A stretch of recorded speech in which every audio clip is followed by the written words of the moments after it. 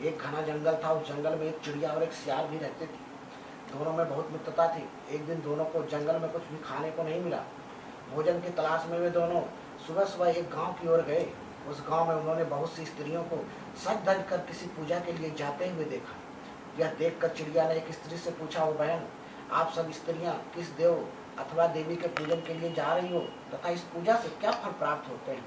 यह सुनकर उस स्त्री ने कहा, चिड़िया बहन, हम सभी स्त्रियों ने हरछठ माता का उपवास किया हुआ है और उसी के पूजन के लिए जा रहे हैं। इस व्रत से सुख संपत्ति, संतान तथा सभी मनोकामनाएं पूर्ण होती हैं।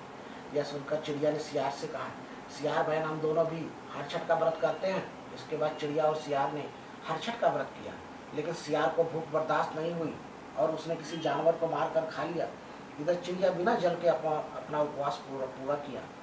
कुछ दिनों के बाद चिड़िया और सियार की मृत्यु हो गई। भगवान की कृपा से दूसरे जन्म में दोनों को मनुष्य का रूप मिला। चिड़िया ने एक राजा के घर में जन्म लिया और सियार ने एक कुम्हार के घर।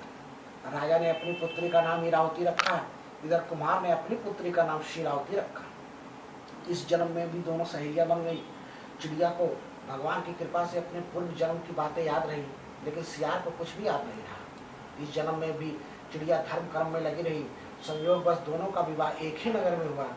राजकुमारी इरावती का विवाह नगर के राजकुमार से और शीलावती का विवाह कुम्हार के पुत्र से। धीरे धीरे समय व्यतीत होने लगा। राजकुमारी अपने साथ पुत्रों एवं पुत्र बधुओं के साथ जीवन व्यतीत कर रही थी, लेकिन शीलावती के कोई संतान नहीं हुआ।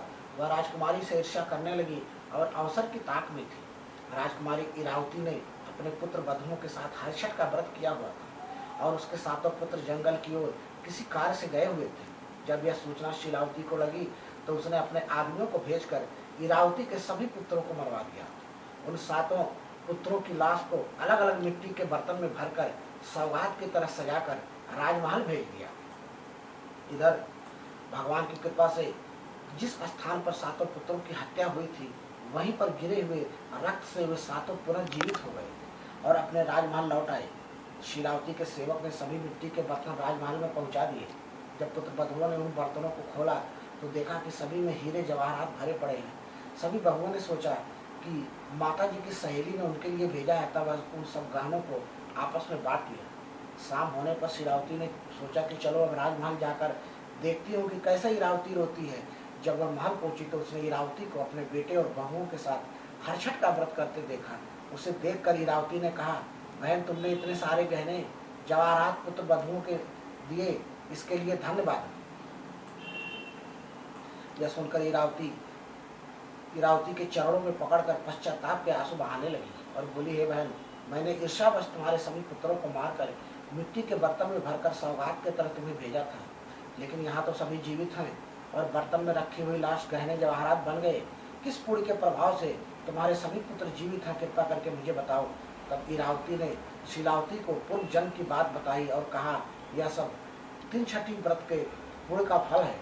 अगले वर्ष जब व्रत आने पर शीलावती ने भी विधि पूर्वक व्रत किया, जिसके प्रभाव से उसे पुत्र की प्राप्ति हुई। बोलिए हरछठ माता की।